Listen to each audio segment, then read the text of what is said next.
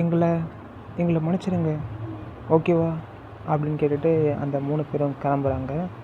அப்படியே வந்து ரொம்ப கடுப்போடவே கிளம்புறாங்க. ஸோ என்ன இவன் டிஸ்சார்ஜ் ஆனதுலேருந்து கம்ப்ளீட்டாக மாறிட்டானே அப்படின்னு சொல்கிறாங்க. ஸோ ஹீரோ வந்து கடைசியில் பரவாயில்ல, எல்லாமே நல்லபடியாக முடிஞ்சிருச்சு அப்படின்ட்டு சொல்லிவிட்டு ஹீரோயின் கூட சேர்ந்து நடந்து வரான். ஸோ எல்லோரும் வந்து ஹீரோவை தான் வந்து பார்க்குறாங்க. ஹீரோ வந்து பரவாயில்ல, நான் வந்து தனித்துவமாக தெரிகிறேன் அப்படின்னு சொல்கிறான். அப்போ ஹீரோ வந்து ஒருத்தன் கொஞ்ச நேரம் வெயிட் பண்ணு அப்படின்னு சொல்லிட்டு சொல்கிறான். ஸோ நீ தான் வந்து அசாய் குயோசைக்கு கரெக்டானு கேட்குறான். ஆமாம், நான் தான் அதுன்னு ஹீரோன்னு சொல்கிறான். உனக்கு கொஞ்ச நேரம் இருக்கா, நான் அவன் கூட பேசணும். உடனே யார் இதுன்னு சொல்லிட்டு நம்மளுக்கு காட்டுறாங்க. அப்போ ஹீரோ வந்து அவனை பார்த்தோன்னே அவன் பெரிய இடத்து பையன் போலவே இருக்கான் அப்படின்னு சொல்கிறான். உடனே அவன் சொல்கிறான், இல்லைங்க, எனக்கு வந்து இப்போதைக்கு நேரம் இல்லை, கிளாஸ் வந்து ஆரம்பிக்க போகுது அப்படின்னு சொல்லிட்டு நம்ம ஹீரோ வந்து நடுவே பார்க்குறான். பட் அவன் சொல்கிறான், ஸோ நான் யாருன்னு சொன்னேன்னா நீ இந்த மாதிரி பண்ண மாட்டேன்னு சொல்லிவிட்டு, நான் தான் வந்து ஒய்ச்சி டுசுடாய், நான் தான் வந்து leader of fighting the cat clan அப்படின்னு சொல்கிறான். ஸோ பைட்டிங் த கேட்டுன்றது பார்த்திங்கன்னா வந்து பிரின்சிபல் இவாக்கோ அவர் உருவாக்கின ஒரு கிளான் தான் அந்த பைட்டிங் தி கேட்டு. ஸோ அதனோட லீடர்னு சொன்னே ஹீரோவால் போக முடியல ஆப்வியஸ்லி. ஸோ அவனுக்கு வந்து மறுபடியும் கேட்குறேன் அப்படின்னு சொல்லிட்டு அசாயின்னு சொல்லுவானே. சரி, அப்படின்னா வந்து என்ன விஷயம் நீங்கள் என்ன பார்க்கணுன்னு சொல்லிட்டு ஹீரோ வந்து பேச ஆரம்பிக்கிறான். தென் நான் நேராக வந்து பாயிண்ட்டுக்கே வரேன்னு சொல்லிட்டு அந்த பர்சனை சொல்கிறான். நேற்று டி ரேங்க் டன்ஜனில் லாஸ்ட் நைட் வந்து நீ தான் அவங்க 3 பேரும் அடித்து போட்டி அப்படின்னு கேட்குறான்.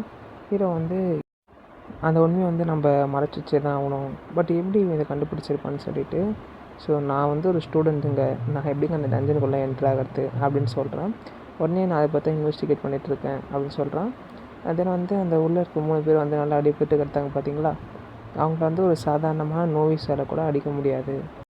தென் அவன் சொல்கிறான், நீ வந்து மார்னிங் யூஸ் பண்ண மல்டி ஆட்ரிபியூட் மேஜிக்ன்றது ரொம்ப அவசரமாக இருந்தது. உடனே ஹீரோ சொல்கிறான், ஓ அதனால தானே இவன் வந்து என்னை பற்றி கேட்குறான். நான் வந்து ஹீரோ அந்த 3 பேரையும் வந்து டஞ்சனில் வந்து எரிச்சு விட்டுருப்பான். ஸோ அந்த பர்சன் கேட்குறான், நீ தான் அந்த ஒருத்தவன் அவங்க 3 பேரையும் டிஃபீட் பண்ண தான் கேட்குறான்.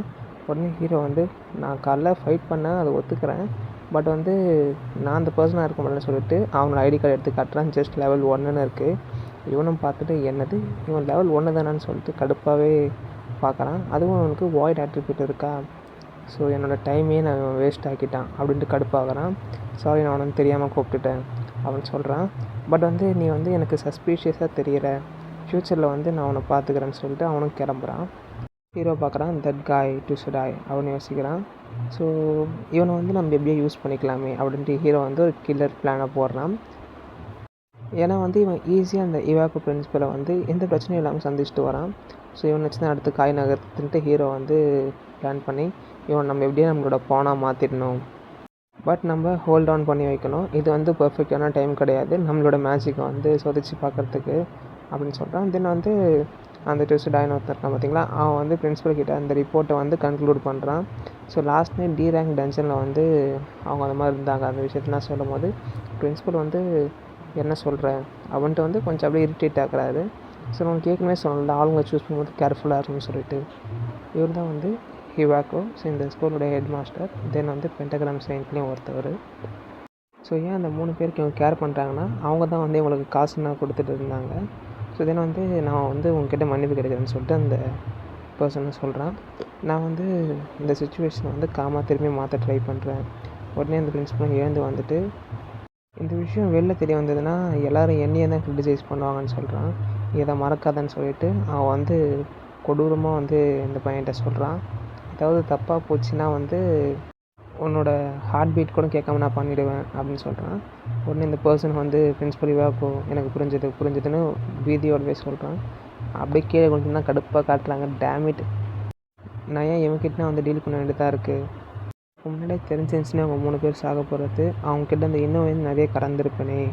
ஸோ எனக்கு வந்து காசு கொடுத்துன இந்த நாய்களே அந்த 3 பேர் தான், அவனுங்களுக்கே இந்த நிலைமையா அப்படின்ட்டு யோசிக்கிறான். உடனே இந்த பிரின்சிபல் சொல்கிறாரு, சரி நீ சொன்ன மாதிரியே வந்து இதை இன்வெஸ்டிகேட் பண்ணு.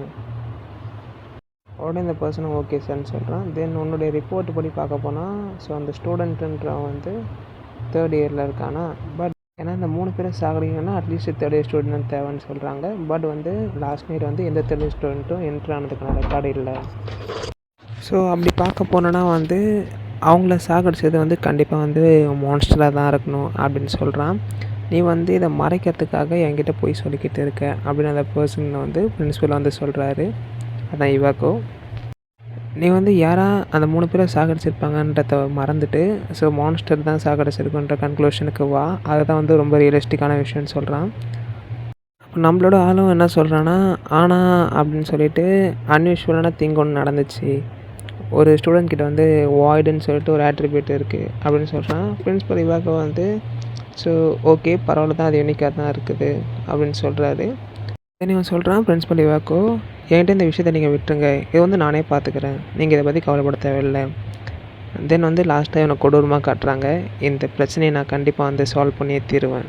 தேங்க்யூ ஃப்ரெண்ட்ஸ், இதோட எபிசோட் 5 முடிஞ்சிருச்சு. தேங்க்யூ ஃபார் வாட்சிங்.